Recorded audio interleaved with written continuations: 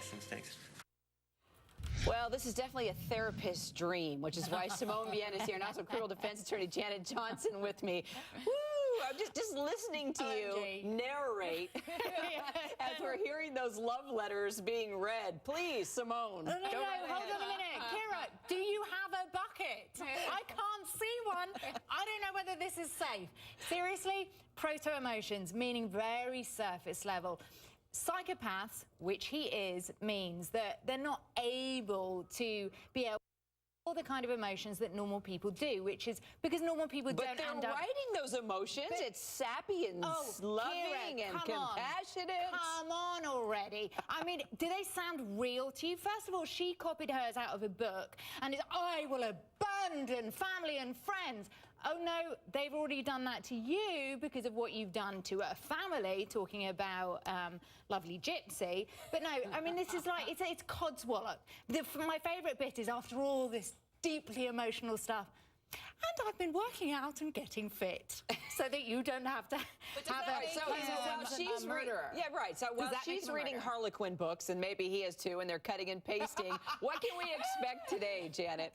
Well, you know, I'm afraid the closings may not be that scintillating because I think that's been the weakness in the defense cases. They've got some great facts to work with. I mean, nobody can call this a homicide. If I'm defending a murder and nobody gets on the stand and says this is a murder, that's really good for the defense. It's been a little flatlined with the attorneys. I mean, if Gypsy and Martin could do the closing, I think it'd be very dramatic. But we're not going to get that. We're going to get, you know, probably a little bit of a subdued delivery and closing.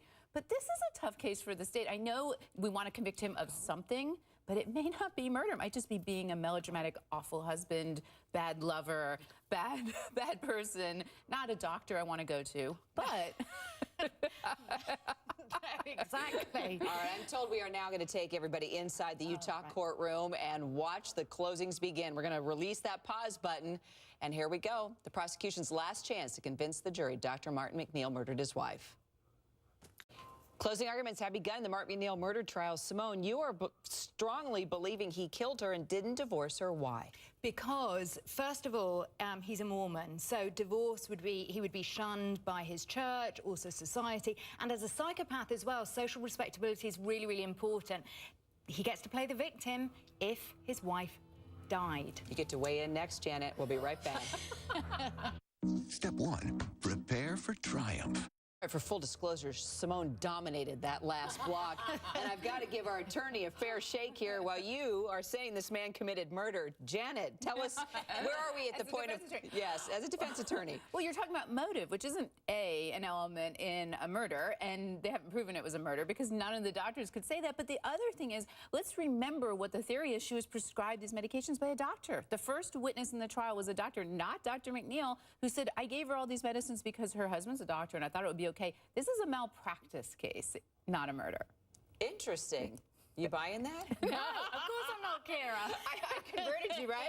All right, we'll take you back into that courtroom now. Release the pause button. You're watching full coverage of the Martin McNeil murder trial. Closing arguments well underway. Prosecution laying out its case right now. Closing arguments happening in the Martin McNeil murder trial.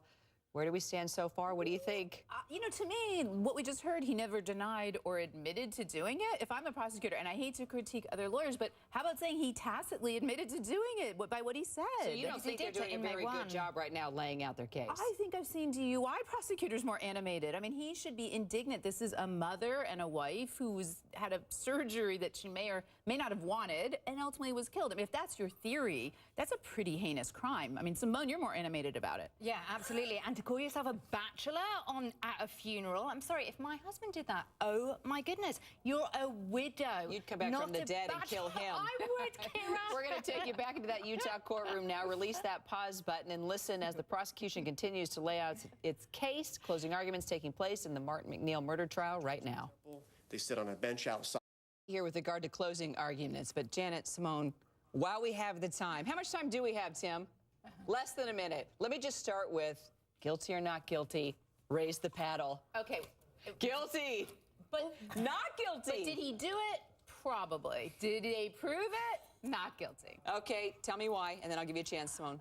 I mean, no doctor could say it was a homicide. That's just unheard of in a murder conviction. Yes, he had a motive, but she was taking prescription pills. They were prescribed. They were within therapeutic levels. I think that women on the jury will use their gut, and the energy that is coming off him just screams psychopath. The B word, everything going on, the funeral chat.